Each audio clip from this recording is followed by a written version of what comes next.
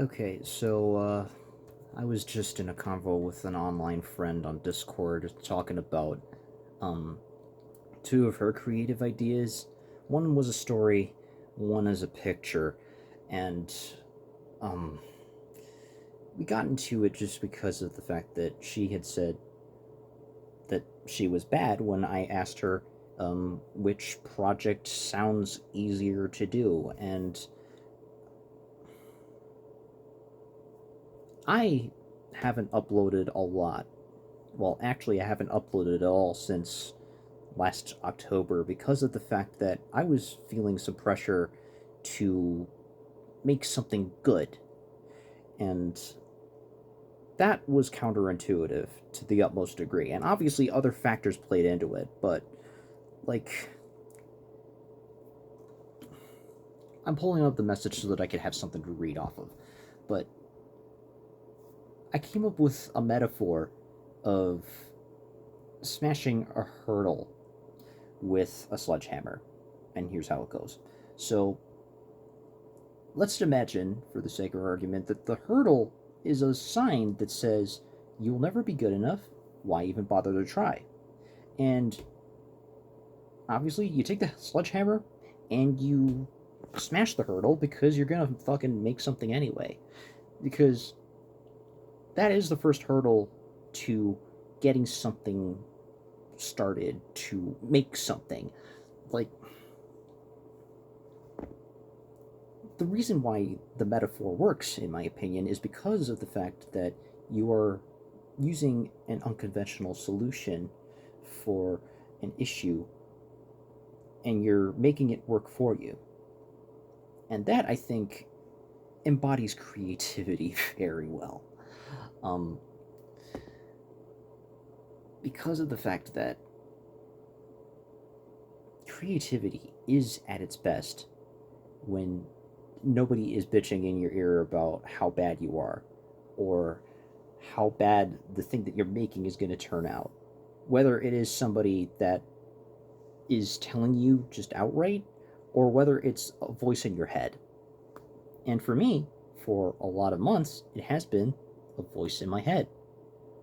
Several voices in my head, in fact. And along with, like I said, the various pressures, like I've been going to school. In fact, I just finished my philosophy degree last month. Uh, all the while worrying about whether or not it was going to be good. But I was working on my capstone project, and part of the point that I wanted to get across, because it was a project about Nietzsche and using some of his rhetoric to, as a trans person, live a more authentic life, and comparing it to how he suggested that people live their lives like works of art. One of the big points that I gave during my presentation of this paper for my class was you put yourself out there and you don't know whether people are gonna like it or not, are gonna like the things that you make or are gonna like you at all. And this is the kind of speech that I've heard from artists and people that try to make motivational videos that tell people just make stuff, just make bad art. And so while I'm telling my friend all of this stuff, not the stuff about my capstone project, of course, but about the other stuff of, it being okay to make bad stuff, make bad art, I got reminded of the history of Pulp Fiction, and I'm not talking about the movie by Quentin Tarantino.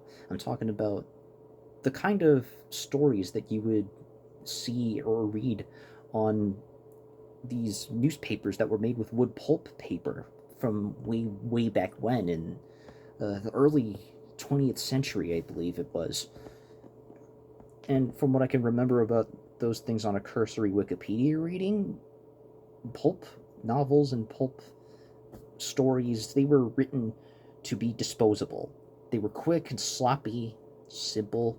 They relied a lot on tropes, and they were meant to be put on a medium that was just as disposable. But some of those writers would go on to make these great works of fiction. Not that I can name any off the top of my head right now, but it could be practice for making bigger projects if you were to just write little bits of story day by day, or write little short stories every so often. You do a little doodle. It's all practice for making bigger projects.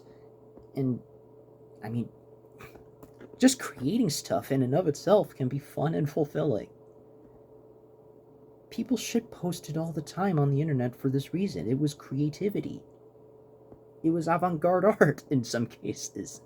To make a YouTube poop where Dr. Eggman from Sonic the Hedgehog would rant about how Tails was going to touch his pingas or whatever.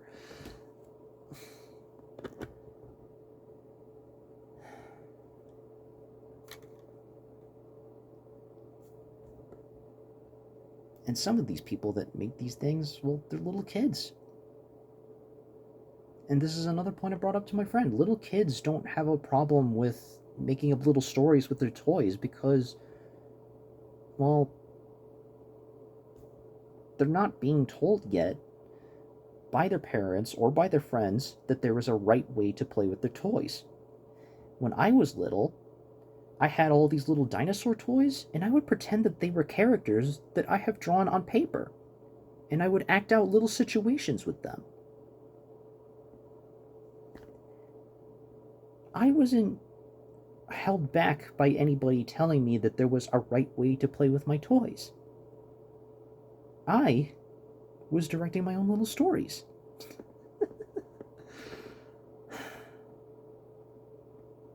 Now, I'm mostly making this video just for me so that I could remind myself that it's okay to make bad art, but anybody watching this video can take the advice that I'm giving here and the advice of any other similar version of this speech. Like, you've all heard the fucking phrase before: make bad art, make something. So, yeah, Tony, the girl making this video, you can make bad art, and you can not even edit this video at all if you wanted to. I don't give a shit. So, yeah, future Tony, I hope that you make something good in the future, but for the moment, why even care?